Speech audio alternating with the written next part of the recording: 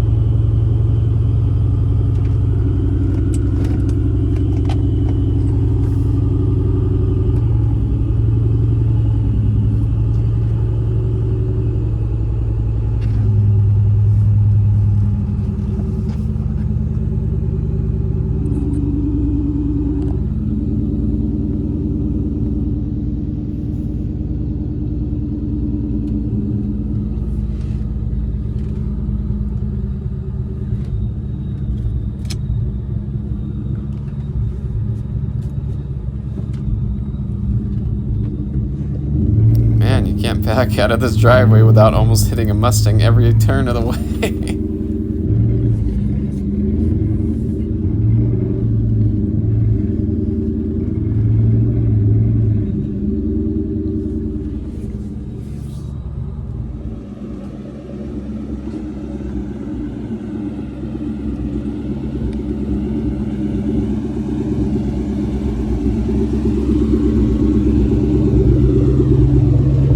My brother only lives a block and a half away, but here he is walking down the street towards us in front of that truck.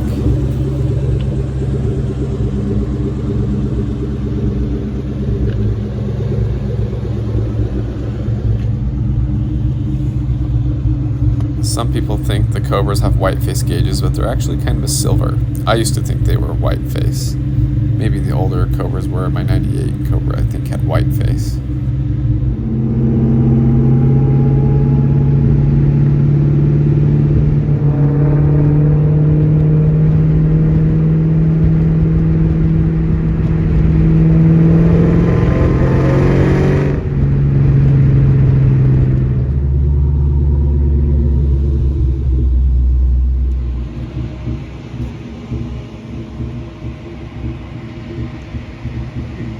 Yeah, spacers on the back. You just have spacers on the stock and tires.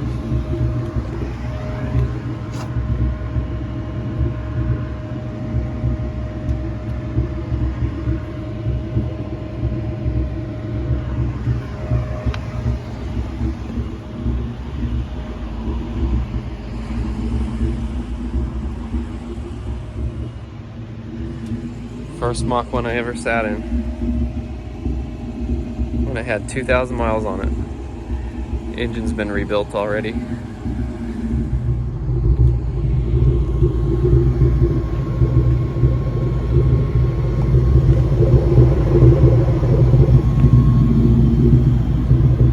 I was telling my brother how I like to come here to the convention center with the Cobra because it reminds me of the Iron Fist Lead Foot book about when they developed the Terminator Cobra and they took it to the Chicago Auto Show.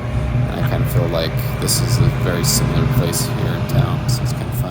Then we went to the Ford dealership, and I parked in the front, but it kind of bothered me that a salesman brought one of the cars out, and he parked it in the handicap spot next to my Cobra, opened up all the doors, and had it running for somebody to come look at. And, I understand I'm at a dealership, but I'm parked in a normal lane. He's in a handicap spot he shouldn't be in anyway. That's why I parked next to it, because I didn't think anyone would be there. And then he had it all opened up for somebody, and I didn't want him to ding the doors, but okay, maybe some people just aren't as understanding, especially car salesmen, I don't believe, are as caring. Sometimes they're just more of salesmen than car people. There's my friend's red 35th anniversary GT at the house. We're going to be working on it. You'll see it throughout this video. I'm going to pull the transmission off of it.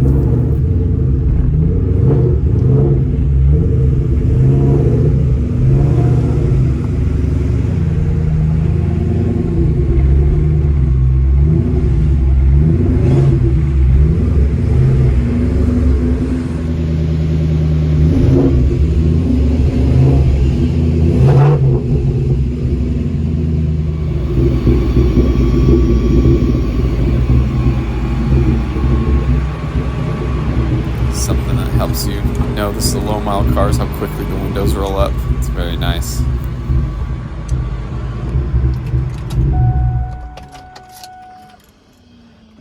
I've been unplugging the Interforce interceptor gauges because I believe they are causing a little drain on the system, kind of kill the battery. So if the car's going to sit for a little bit, I do that. Then open up the hood because I like the heat to escape. Helps keep all the hoses and rubbers and everything from getting too heat deteriorated, and the SVT plaque that's on the valve cover. Blower's not too hot, a little warm after probably a 30 or 40 minute drive, but car looks really good, looking beautiful in the garage. I love it.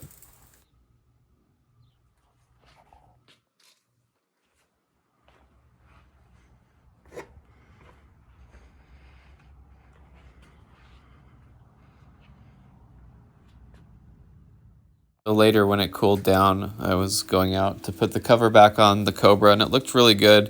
And I thought I would make a quick video, which you might have seen on the channel, about the difference between torch red and performance red, which is the color of my friend's GT that's outside. It's probably a mix between torch red and the competition orange that's next to the car here in the other bay. That performance red is a really nice color. I like it. It's very bright. This torch red looks really good. It's a bright red as well, and it has a nice deeper red to it. It's not a dark red, I'd say, but like the performance red, like on the Cobra R in the middle over there, it's a kind of an orangish red. And I remember a kid in high school had a V6 with the black side stripes on the side of it in the year 2000, and his was performance red. And parked next to my laser red V6, it did look orange. And so I took the video, and it didn't come out as well on video as it showed on my phone. But this car actually has a torch red hood, and it's a performance red car because when he had bought it, it had an aftermarket hood or ugly scoop and stuff that he had changed. But you can see the difference here. Hopefully you can see the difference. When I see it on my phone, it shows up very well, but when I've uploaded the videos, it seems like it blends the colors in a little bit too much. So not sure if you'll be able to see that, but like the fender is kind of an orange and the hood is a darker red, and that's just the difference. And you would think that all Mustangs that are kind of a torch red color, not a metallic color, would be the same, but Ford did change them a few times, Rio red, torch red, performance red. There's like a iris color red. There was a vibrant red, which is the same paint code as performance red, I believe, and even torch red and Colorado red were the same colors with the same paint code, just different names. So, and then you get into the metallics with red fire, laser red tint.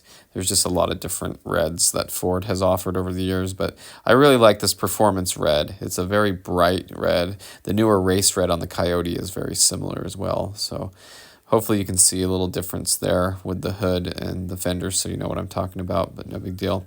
I was driving the Silver GT, and it has ice cold air conditioning. That helped a lot. It's been from 109 to 117 degrees around there every day lately, so the air conditioning helps in the GT. And my wife and I took the car to the store. Then we grabbed a pizza and went home. This is the desert drive home. In my other video, I talked about the wrecking yard. That was on the left, and there's a new fire station up here on the left as well. And I just like driving through here and seeing the desert.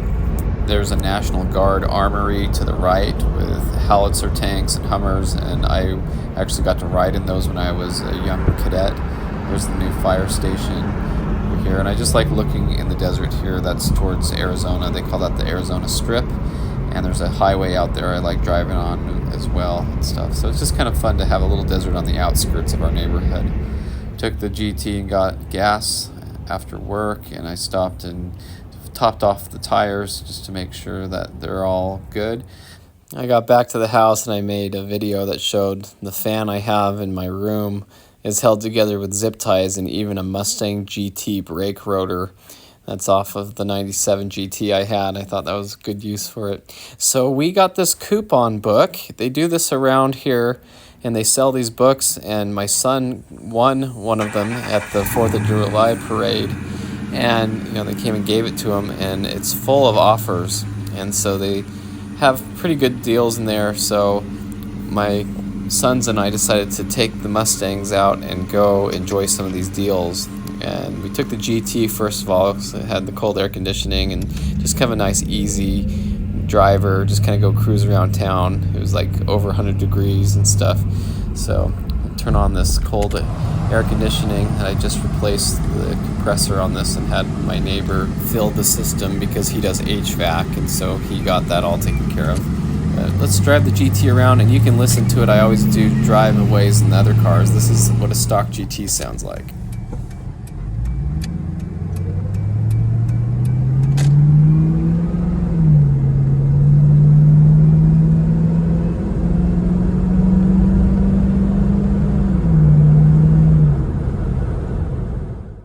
So the first stop was actually at a gas station I used to ride my bike to when I was a kid, and they have a taco time in here, and it had free 2 bean burrito crisp things, and so we got that. It was fun to walk through the gas station and go through memory lane. I probably haven't been in here for a decade.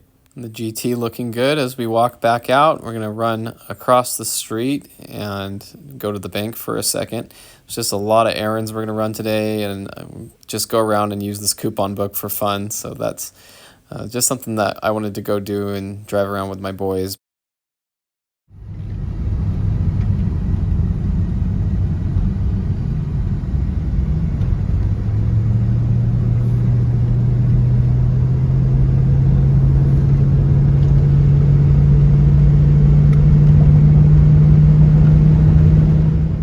The next stop was going to Domino's, and there was a bright red 6-liter GTO out here. I always like these. Automatic. It's pretty. And then you've got a 50th anniversary Corvette and an orange Challenger. It's a pretty good parking lot. Show my boys how soda comes these days, and it used to be in little refrigerators and had bottle caps and a bottle cap popper thing to take off the bottle caps, and things have changed a little bit, but it's always nice to see refreshing, drinks and a hot day and a nice restaurant. So we went in here. I didn't know they had an eating area, so we went in here, and those were really good. So then we decided to go ahead and leave the GT there and go for a walk just a couple of blocks over to McDonald's. I wanted to show the boys what it's like to go walk through the heat, and we had ice water with us, and we were going to get more ice water. And he could have had a coyote for what he paid for that. I know, in the snow, those things are nice, and there's reasons to have them, but man, I'd rather have a coyote for the money. Anyway, here at McDonald's, got some fries and stuff, and my kid was showing me how it looks like they punched it. There's a meme going around that shows that, a little video where guy's making McDonald's hamburgers and he's punching them. Because every time you get one, it looks like somebody just smashed it as hard as they could with their fist. It's hot. 115 degrees. Got some ice. Yeah, so it wasn't so bad with ice water, and the car was not too far away. Here's that GTO we parked by.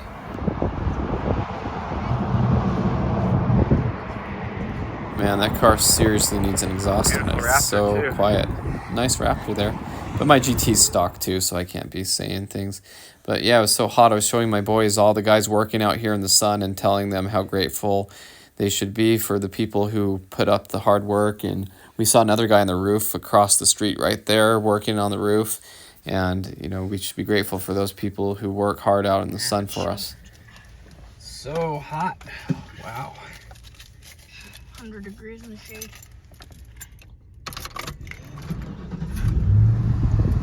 No, even the air is hot. Yeah, it will be for a second. Went to the store and got some things and went out to the car, and look at this guy's hairdo. That's pretty crazy.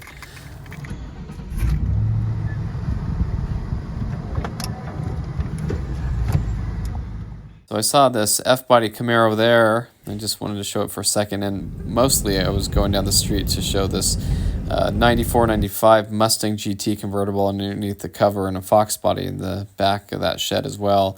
That yellow GT's been there for a while.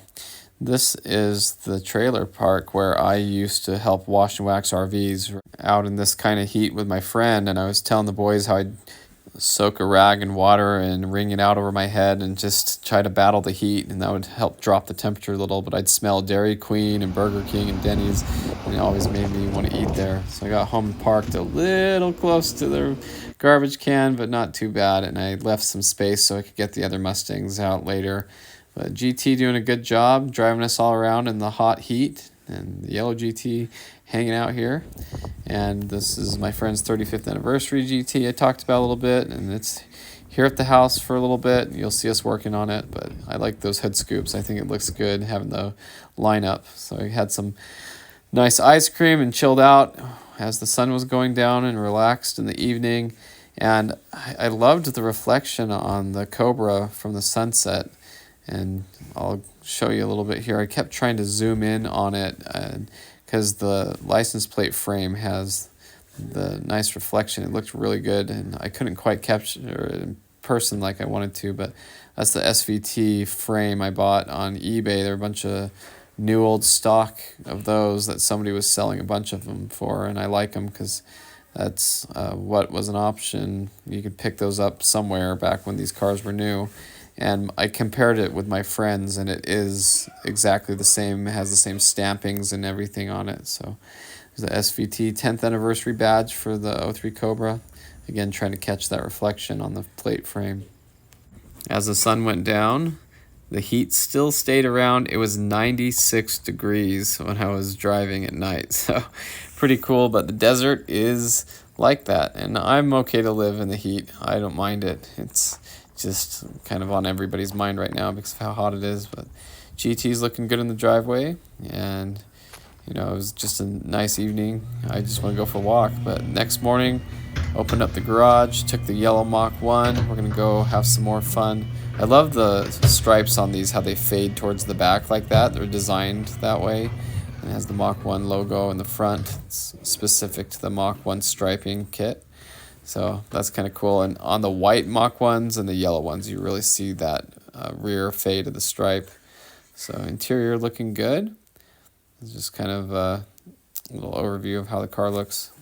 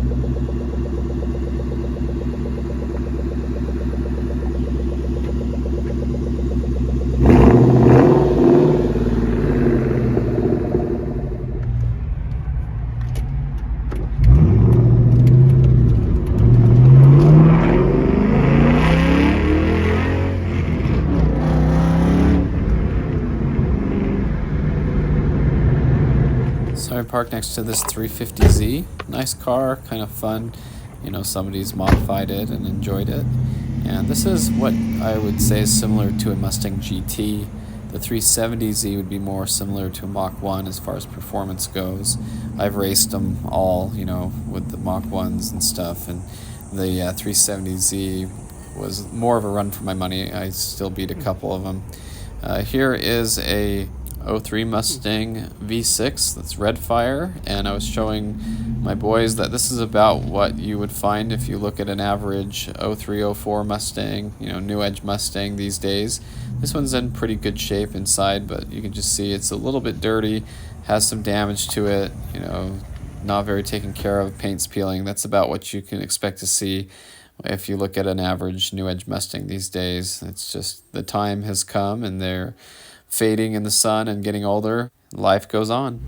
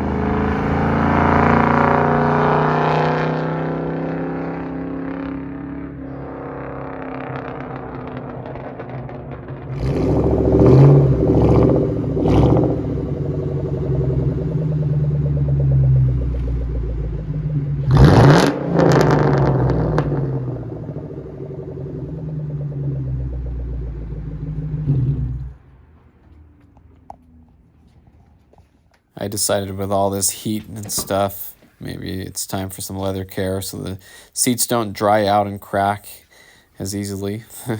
But yeah, the car's usually in the garage, but it does see some heat.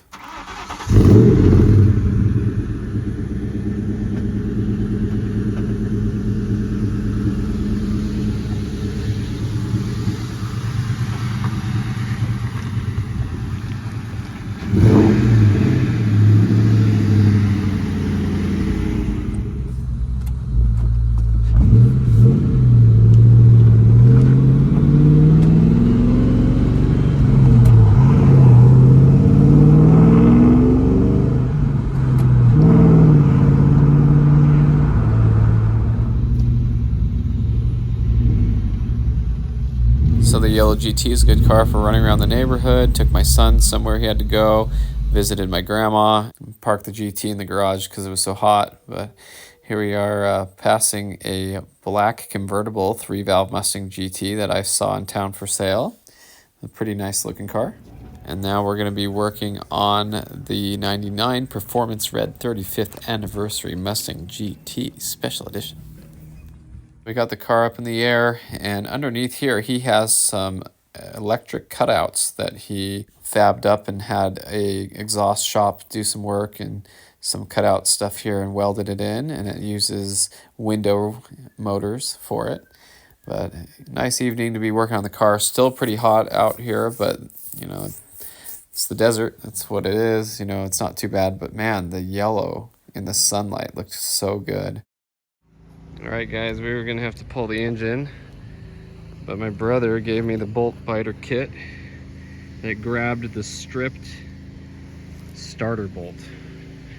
If you know where that is on an SN95 New Edge Mustang, you know what I'm talking about. That saved the day. Danny Johnson to the rescue. Oh man. So here's a little bit more of that H-pipe with the cutouts on it on each side. Kind of an interesting design. Looks very crazy. When my friend came over to look at it, I showed it to him. It's like, yeah, this is a pretty radical looking setup, isn't it? But anyway, we got underneath here, got the drive shaft out, and we're gonna have to call it a day for now. So here's the car the next day, just kind of sitting here, and you know, parts everywhere. Looks like the car's doing a wheelie. Looks like it's at the drag strip doing an 8-second pass with stock suspension.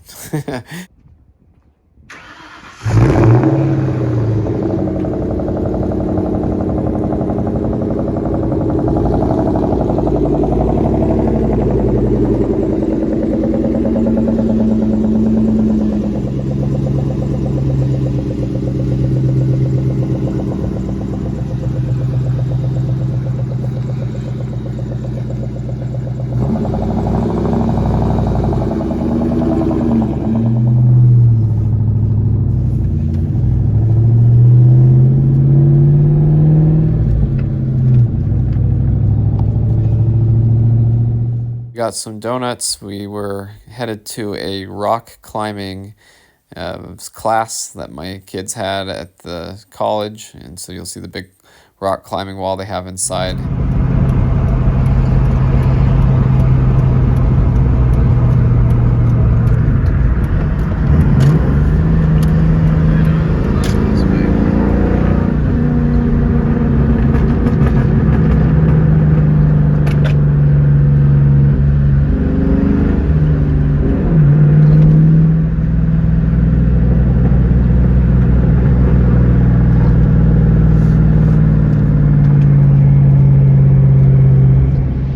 So the college campus has some really big buildings now. They were mostly not here when I was going here, but I like that you can see the Mach One from up here. So we're gonna go up on top where you can see everything and see if we can get a view of the Mach One.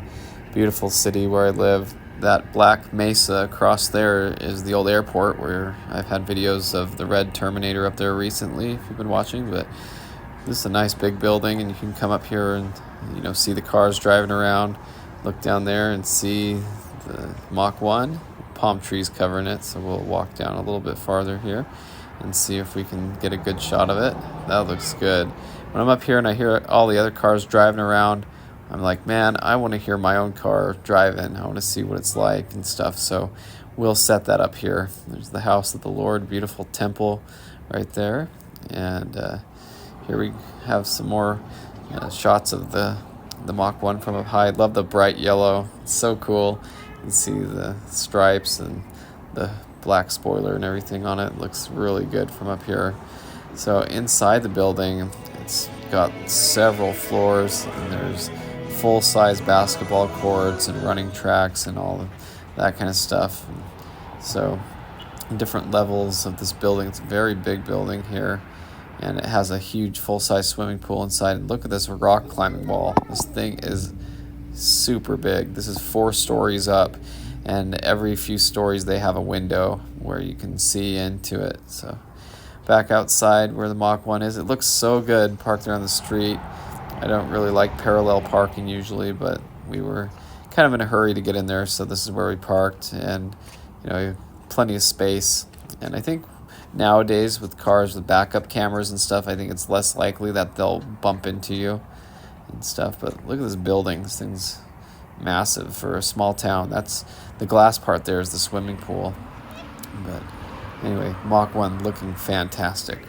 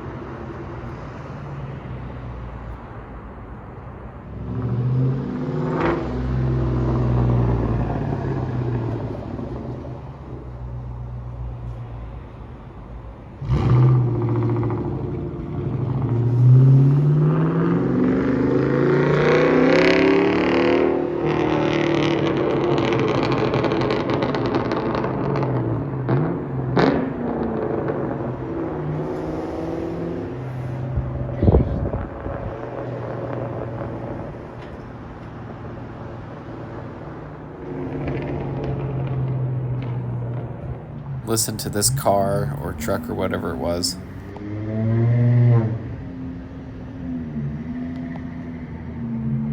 And now listen to the Mach 1.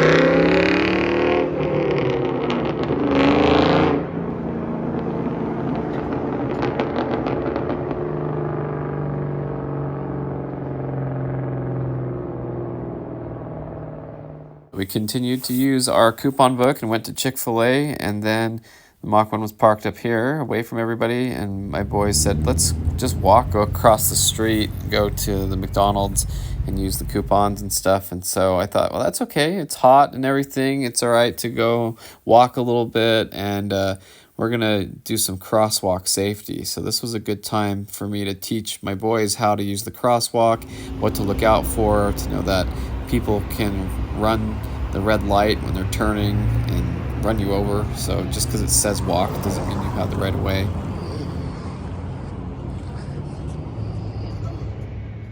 That was some good practice, and Mach 1's still looking good. Parking lot filling up a little more than I thought it would, but still plenty of room out there.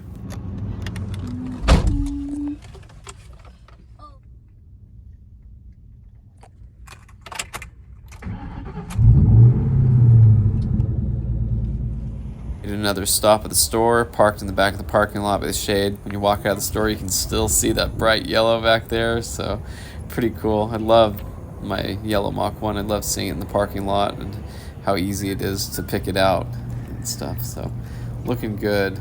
Of course, the shade didn't last very long, but that's okay.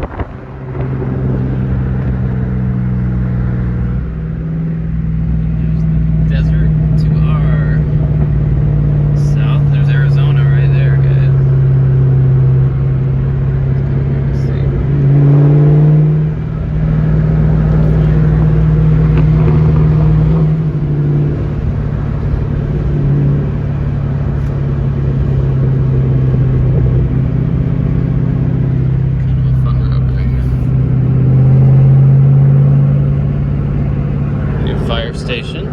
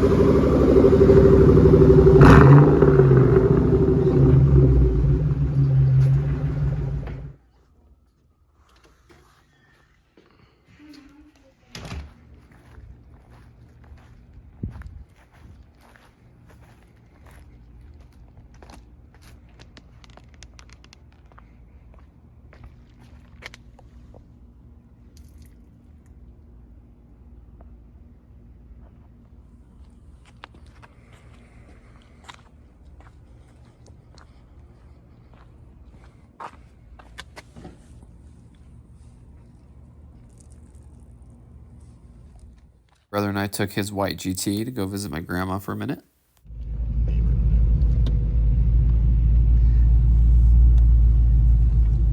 So you got Trans Outlet, huh? Yep. Waiting on a clutch fork?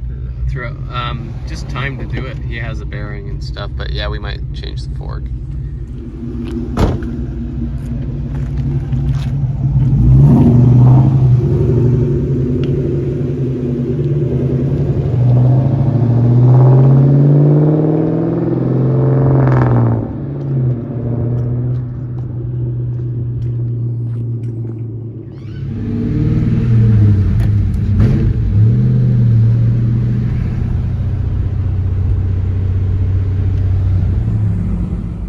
my friend Zach, who has that red GT, asked if I would take the clutch fork down to my brother's and compare them. We looked them over and noticed some differences, and he ultimately decided he wanted to buy one of them from my brother and see if it would hold onto the pivot ball better. The pivot ball was worn out too, so either way, he just felt like it'd be better to have one of these extra, less mileage clutch forks. They all seem to have a little bit of wear on them right here, but anyway, we did that for a little bit.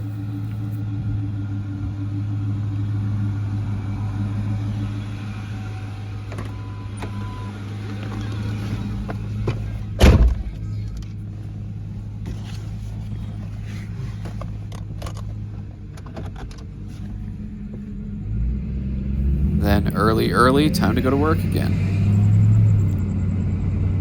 And then when I get back, my wife will take the GT.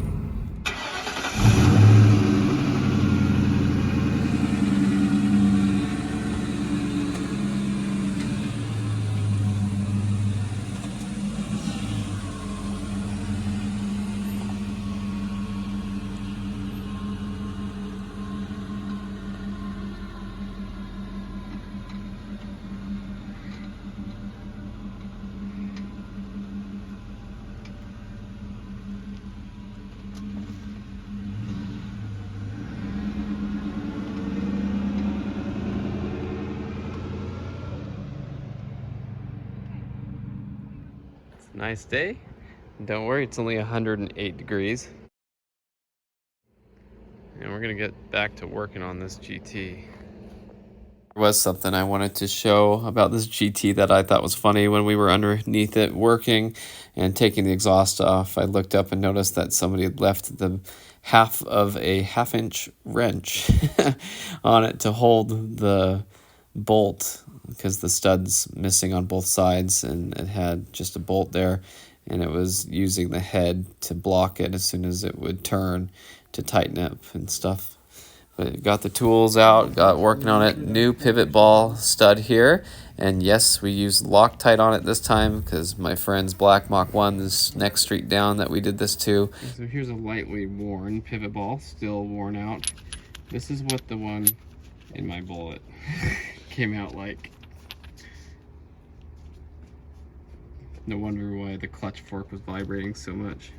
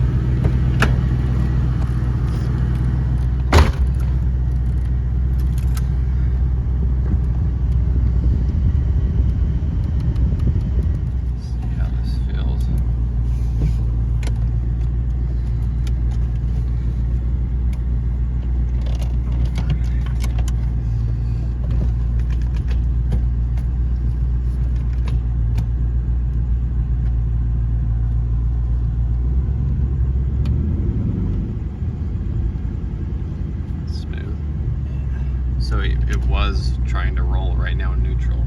Yeah. Right. Before. Yeah.